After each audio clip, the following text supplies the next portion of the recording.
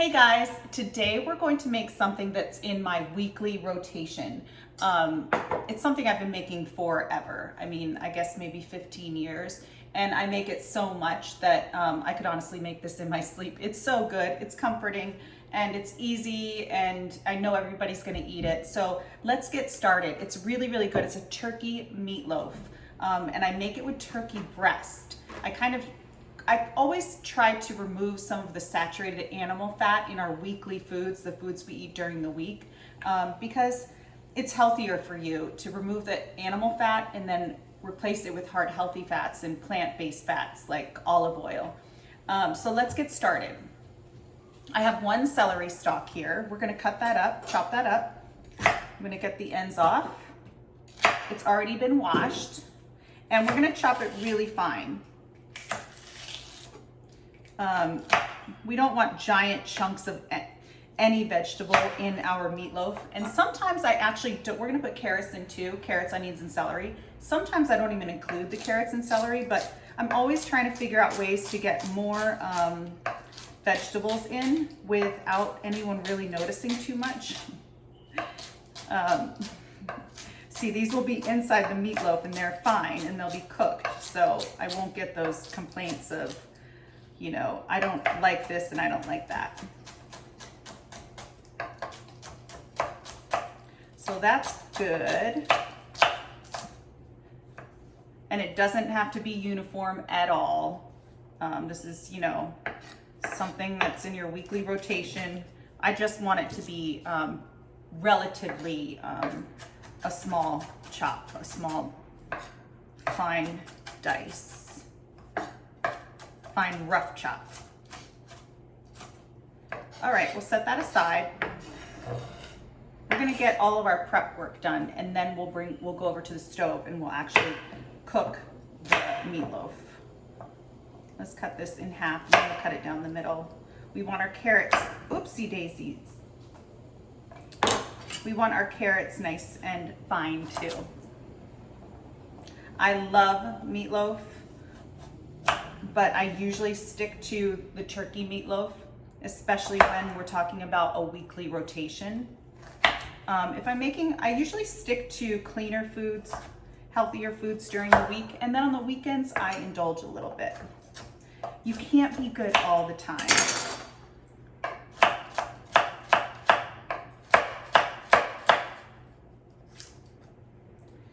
So we'll get these carrots all chopped up.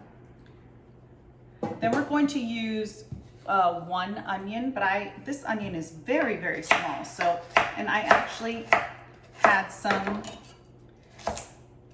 had half of an onion left over from something else, and I don't want to waste it. And because this onion's so small, or if you guys want to add some other vegetables, sometimes I have been known to add spinach or kale in there. It looks really pretty, it's healthy for you, and when it's cooked, no one really notices or cares that much. But if you have kids that get freaked out about like the green in there, I don't like green stuff, what is this green stuff? Just leave it out.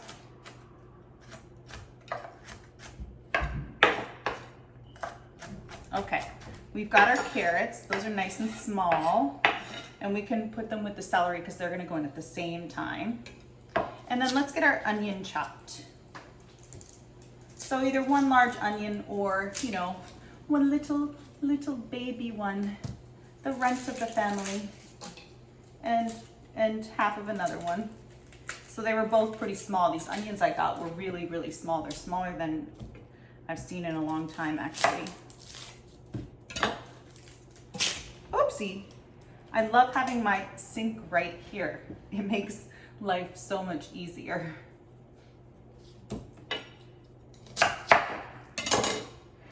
Okay. Yesterday was Halloween, so we had a lot of candy and a lot of sweets and cake, and it was very fun and yummy. We didn't get to go trick-or-treating. There's no trick-or-treating where we live. But we did get to see a couple friends and watch scary movies. But we're all a little bit candied out. My kids are not huge candy people. When I was a kid, my mom had to hide my candy from me. She let me have it for, I think, one day, and then she had to hide it from me because I loved candy. Actually, she had to hide it. I have a twin brother, and I have 2 sisters, and she hid from all of us. But my kids, I don't have to hide it because they won't eat it. Which makes me wonder how they're my children. I have a ginormous sweet tooth. I've learned how to control it somewhat over the years, but it's there. It's always lurking.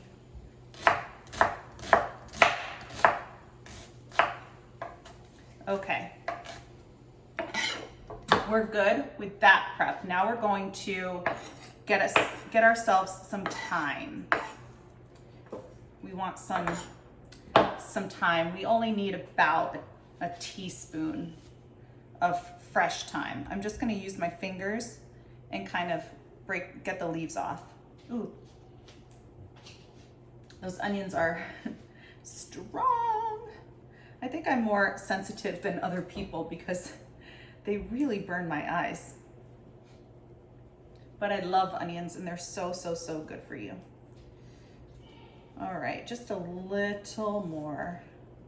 You really can't eat the woodsy thyme stems. If I were cooking this in like a chili or a sauce, I would just, or a pot roast, I wouldn't even take them off the stems. I would just put them with their, like the sprigs themselves, the whole sprigs, just right in the pot itself, because the leaves tend to fall off. But in this case, we have to get them off ourselves.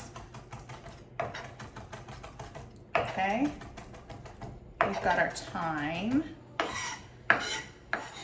and we're going to need garlic too. I'm just gonna put 2 cloves of garlic in here. I love garlic too. I think garlic and onions it's one of the best smells in the world. I love that aroma. Okay. We just need 2. I'll smash those up and then chop those up. I love my giant booze block cutting board. I've had this forever and I love it. I prefer a wooden cutting board to a plastic cutting board, unless I'm working with meat.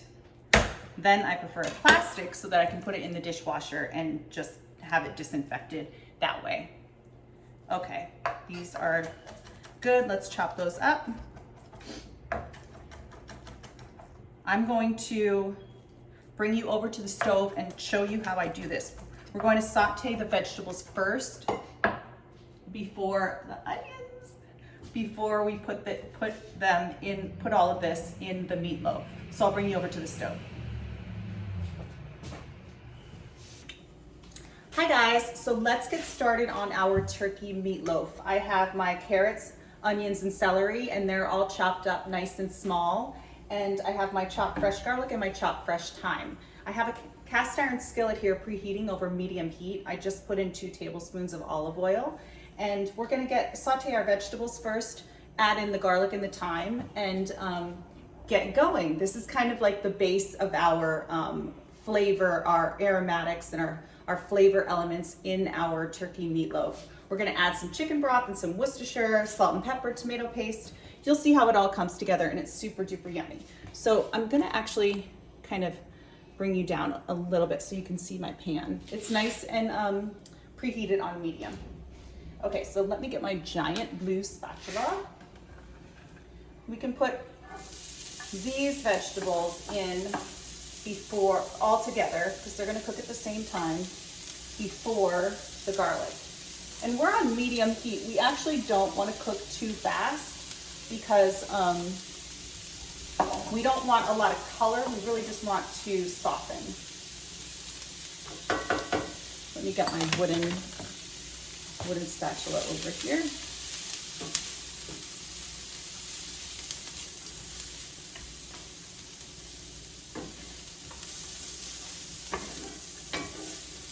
And I'm gonna salt these up so that they can sweat and we'll get out some of the moisture in these vegetables. So salt and pepper.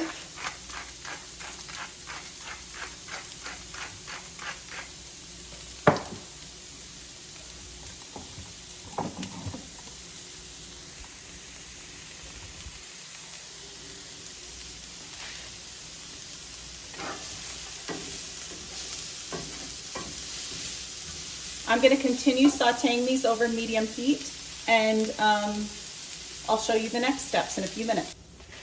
Hi guys, so these are looking great.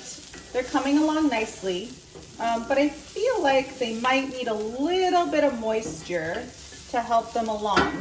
So I wanted you to see this step, and don't be afraid to do this yourself with this or anything else you might be making that you think needs a little bit of moisture to help it along. Just gonna add maybe 2 tablespoons of broth. Give that a stir and continue cooking them, and I'll be right back.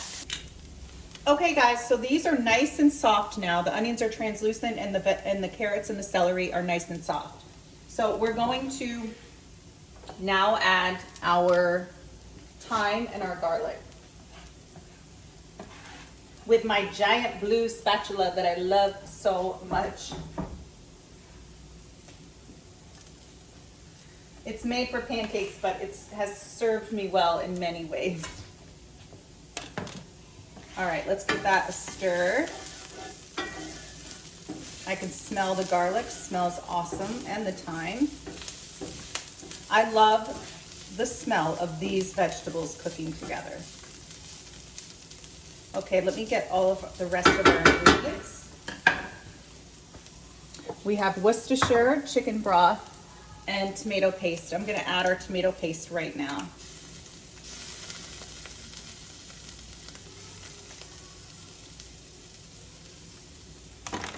Give that a stir, get it all incorporated in there. And then we're gonna deglaze with some chicken broth.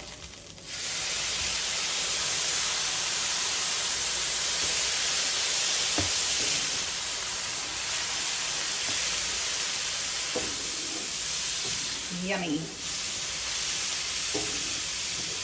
Make sure the tomato paste is all incorporated.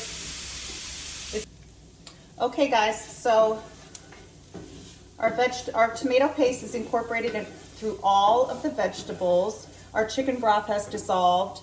Let's add some Worcestershire. Get that all stirred up together, and then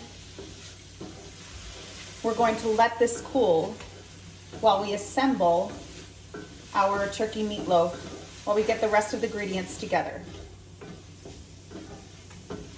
All right, that's good. I'm turning off the heat and I'll meet you over at the counter.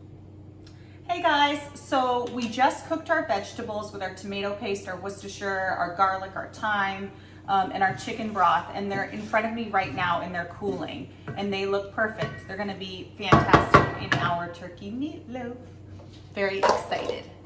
Okay, so let's get started on our drier ingredients. Well, actually that's not a true statement because there are wet ingredients in it as well. But let's get started with the ingredients we didn't have to pre-cook. I have 2 pounds of extra lean turkey breast. It's 99% lean. I like to remove the animal fat and then add heart healthier fats or sometimes milk. Today we're gonna add some whole milk, just a little bit though. So let's do that. We're going to need 2 eggs to kind of bind it all together. And there's a tiny little shell. Usually I don't get any shells because I'm an expert egg cracker. Okay, we got a little shell. We got that out. And now we're going to need some breadcrumbs. I have plain breadcrumbs here. If you like the Italian kind or garlic and herb, go ahead and use it. But I like the plain breadcrumbs. And we're going to need our turkey. Let me grab a little knife to open it up. I'm gonna get that in there. This is 2 pounds. 1 and 2. And now we're going to need to season it up, and we'll season it pretty liberally. And some pepper. I love pepper, so I always add just probably a little more than I should. I've learned over the years to use black pepper as heat in things that my husband's going to be eating because he's allergic to red chili flakes. All right, let me push my bracelets back, take my ring off, and we're going to add in our vegetables. These vegetables really give it a lot of flavor. And don't be shy with your vegetables. If you feel like you want to add something else that's really yummy that you like kale or spinach, go right ahead and do it.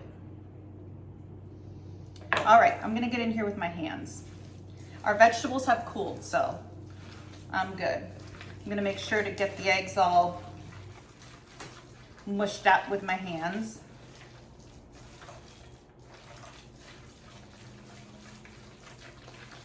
This looks amazing.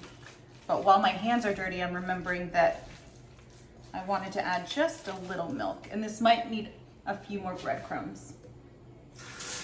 Let me wash my hands up. You know, I always, before I touch meat, kind of get all of my ingredients together first so that I don't have to do this, you know. Take your hands out of the meat, wash your hands, put your hands back in the meat, wash your hands again. Milk is kind of a newer ingredient. I used to only add olive oil, but I make my turkey meatballs with turkey breast as well, and I always use a little bit of milk. And the milk gives it like a richness, like a creaminess, and you don't need that much. I'm gonna add a few more breadcrumbs just to make sure but you don't want a lot. You know, you want your meatloaf to be nice and tender. All right, give that one more kind of mash up with my hands. And then we're going to plop it on my sheet pan over here. And I've already lined my sheet pan with aluminum foil because we're going to put some tomato sauce on this, and I don't want the tomato sauce to kind of get onto my sheet pan and then caramelize on it and ruin my sheet pan. All right. This looks perfect. We are not going to put this in a loaf pan. I know some people do that, but I actually stopped putting my meatloaf in a loaf pan when my kids were really little and I was exhausted and I just didn't want one more pan to clean. So I started doing it on my sheet pan and it turns out perfect. I actually like it better, honestly. We'll just make it into a little loaf. A pretty little turkey meatball loaf.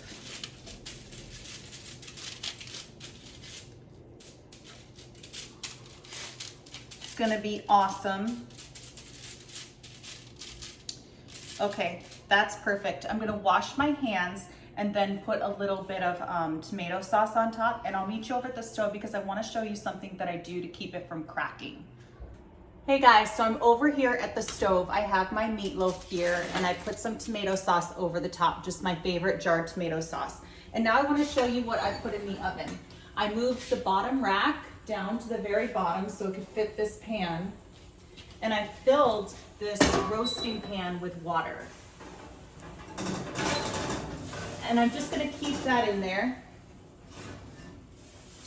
Whoops! While the turkey meatloaf cooks, because it will keep it nice and moist and keep it from cracking. And it's not like you're going to have an extra pan to clean because it's just hot water. It's going in the oven and all you have to do is take it out and let it cool and put it away. Hi guys, our turkey meatloaf came out of the oven and it looks really, really good.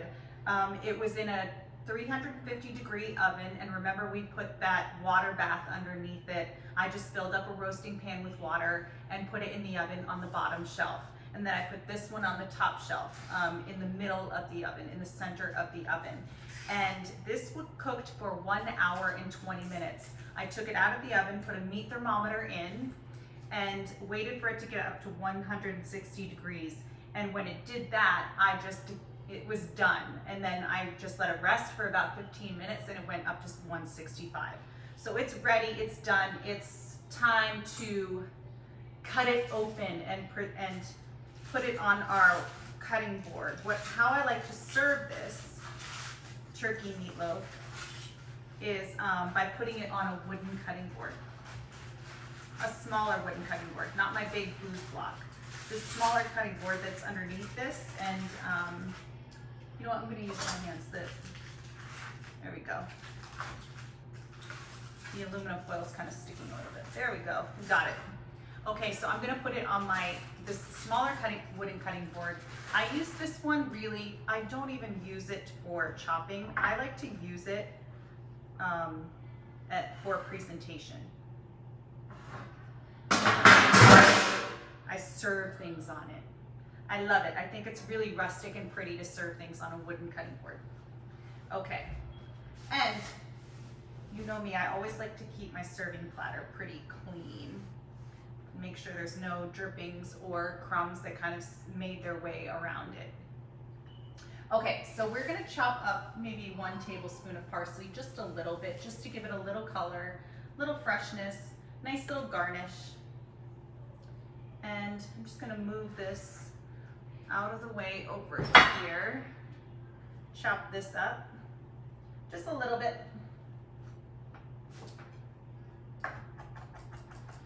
And just sprinkle it over the top.